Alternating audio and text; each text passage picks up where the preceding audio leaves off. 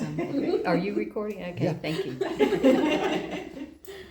And it has been a long time. I'm grateful to be here with you, despite already shedding the habit of being here on a regular basis. I'm like, oh, this is kind of cool having Sunday morning. But when I was here with you last, we looked at how the Judeo-Christian scriptures are overflowing with references to stories that involve water, and more so at how water represents change, whether that's chaos into divine calm or calm into sacred chaos. The theme of water might be the reason why I've been feeling this tapping on my shoulder the past couple of weeks. And when I looked around to see who it was, and it was the woman, the Samaritan woman, who met Jesus by the well. If biblical stories of water represent change, then biblical stories of water that comes from a well are stories about a deep spiritual truth that leads to significant change or a turning point in somebody's life. Something's going to change. So in the land of drought and scarcity, the deep waters of a well offer renewal and refreshment. They give life-giving blessing. A well was the heart of a community. It was a place for connection. I'm sure you could probably go to the well and get the latest gossip. But it was also a place for betrothal. There are several cases, in particular the Jewish scriptures, about that. Abraham's servant found a wife for Isaac by a well, Rebekah. Jacob and Rachel met at a well, and as did Moses and Zipporah. Hagar's destiny shifted dramatically when she encountered the angel of Adonai beside a well in the wilderness where she had been exiled following Sarah's outrage. The Christian Gospel of John, chapter 4, is where we read the story of Jesus and the Samaritan woman meeting at a well. It's an event that takes place early in Jesus' ministry.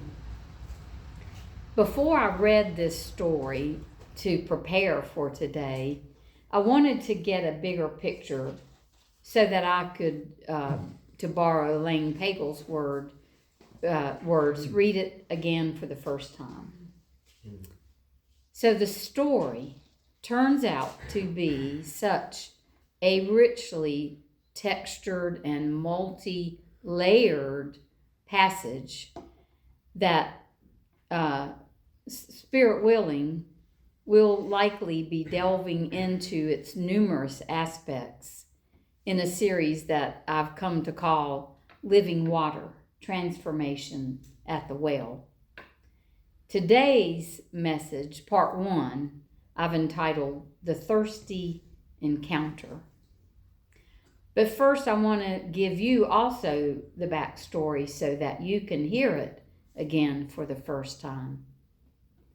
Have you ever wondered at some point in the reading and the studying of the Judeo-Christian scriptures, what is it about the Samaritan people that made them so despised? I was pondering that. It's like, I know I never learned that the answer to that question from Diane Waddell at Wake Div School. So if we reach back over the centuries before Jesus' life, way back, all the way to the 10th century BCE, we find the nation of Israel dividing into two separate kingdoms because of ongoing discord between the tribes of Israel. and political unrest. Sometimes they were interwoven. The northern kingdom, the land of Jacob, became Israel. Its capital was in the province of Samaria. Now, why they don't call them Samaritans, I don't know. But Samaritans came from the province of Samaria. The southern kingdom was named Judah. It's a little more familiar to us. Its capital was Jerusalem. So there are two separate kingdoms for the 12 tribes of Israel. In the ensuing centuries, the northern kingdom of Israel was invaded and conquered, first by the Assyrians and then by the Babylonian Empire. The best and the brightest Samaritans were exiled, and many of them did not return. Foreign settlers took their place, and with them they brought their own gods and their own religious practices. So Samaritans became this ethnically mixed and religiously diverse group over the centuries. But many of them strove to maintain their Hebrew heritage that was handed down by Jacob, despite all of those outside influences. The Samaritans were considered an intellectual sect of Judaism, albeit of mixed ethnicities. They too were descendants of Abraham and Jacob, but they studied only the Pentateuch, the first 5 books of the Torah. Can you imagine just studying those 5 books? And they worshiped only in a temple they had to build on Mount Gerizim in Samaria.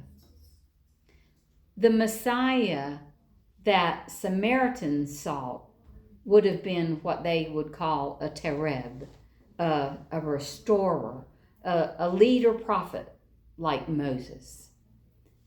The Jews in the southern kingdom, renowned for their spiritual prowess, were seeking a Messiah who would rule them as a king.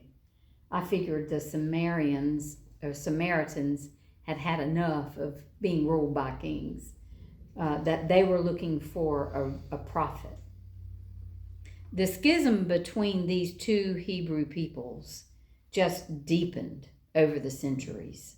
Theirs was a common ancestry, but a vastly different evolution of theologies and practices. And I think much could be the same for Christians and Muslims, Christian denominations of all kinds, even Judaism, even Quakers.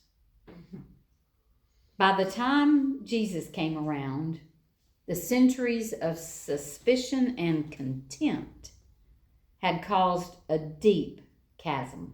The Samaritans and the Jews never associated, each one calling the other unclean and disloyal to the one God. Yet in today's story, it is that very estrangement that Jesus walks into. And intentionally, he knew where he was. At a well where no Jew should pause, and no respectable Samaritan woman should linger alone, 2 weary souls meet. A deeper look into the culture surrounding the Samaritan woman reveals something that is often overlooked in the telling not only of her story, but in the story of countless women throughout history. And that is that women, especially unmarried women, were at the mercies of their communities and their cultures. Most women endured scarce resources, limited means of income, and were completely dependent on the generosity of others when they found themselves alone. Some form of the command, "Remember the widows," is echoed frequently throughout the Judeo-Christian scriptures.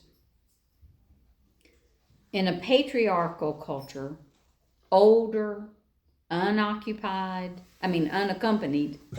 unoccupied too, unmarried, or even often married women have commonly been marginalized, perceived by society to be duplicitous, not to be trusted, up to no good, especially if they're whistling, the cause of bad luck and failed crops.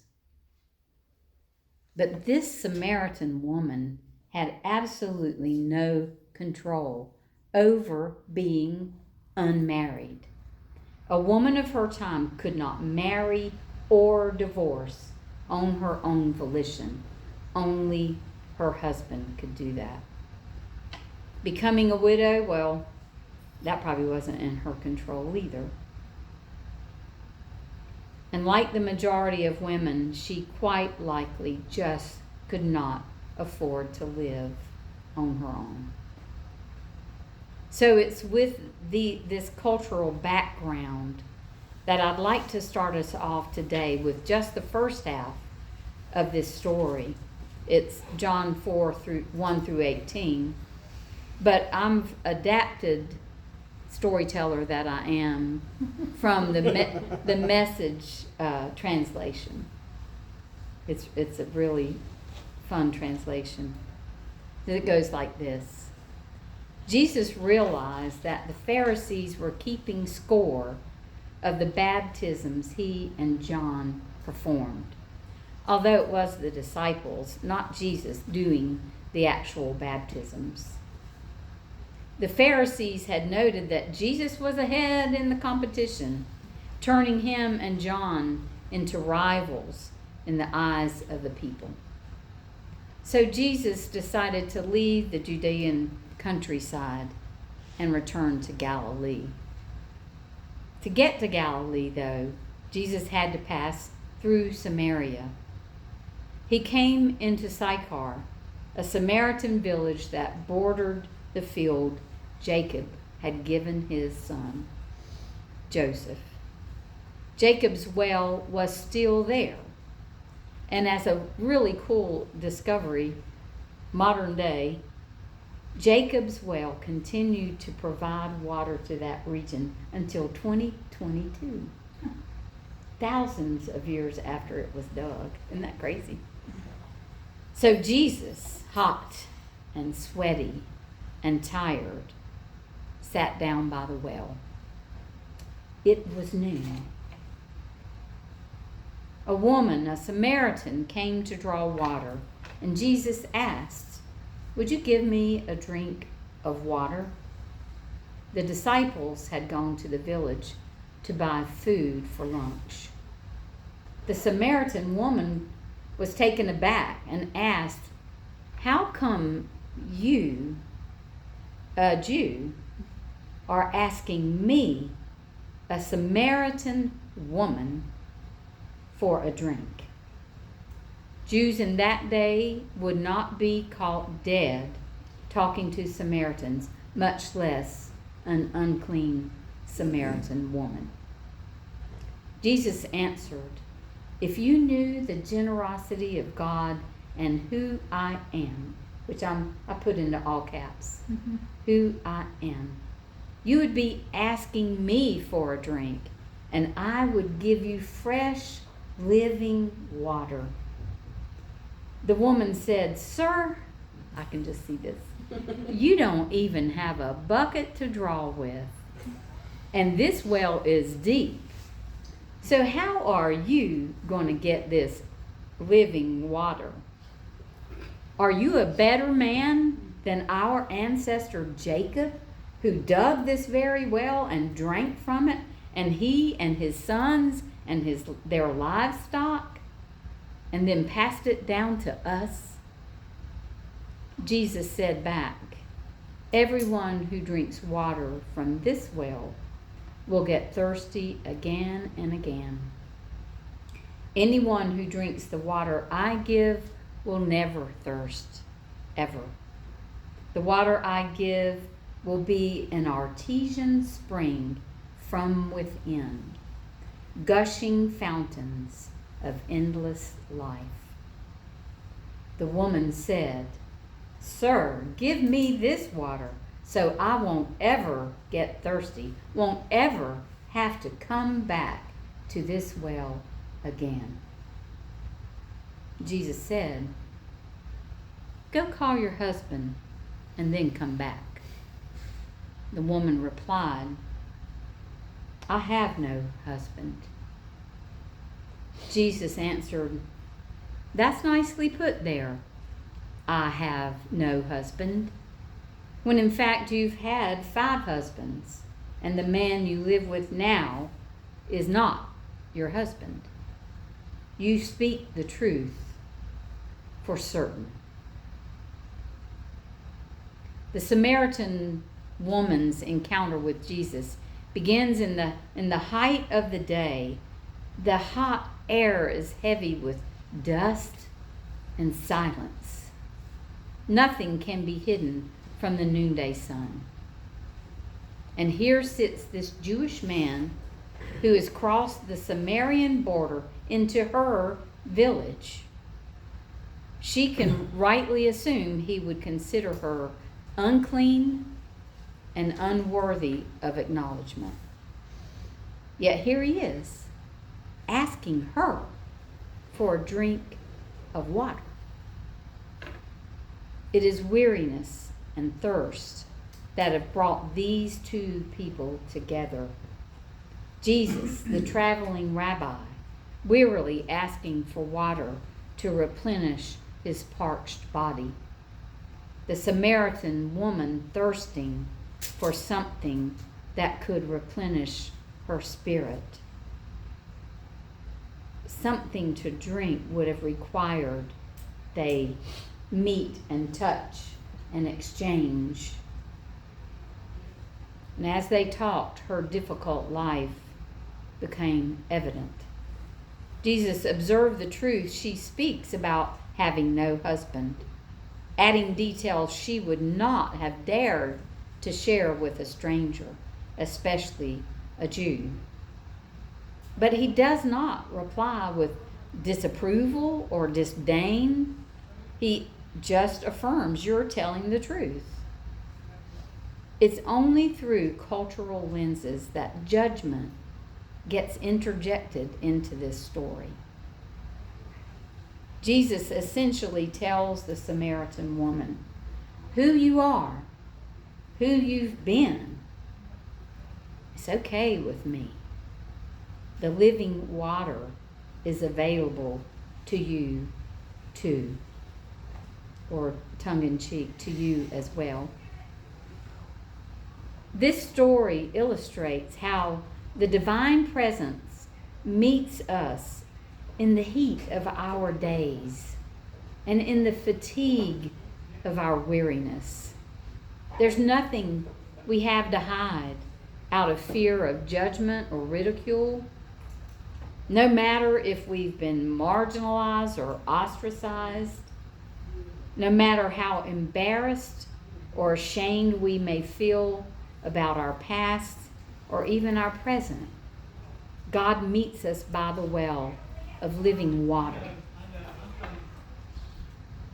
So as the days and weeks unfold, I invite you to linger by that well. Sit in the heat of the day where nothing is hidden, and listen for the still small voice that nudges you.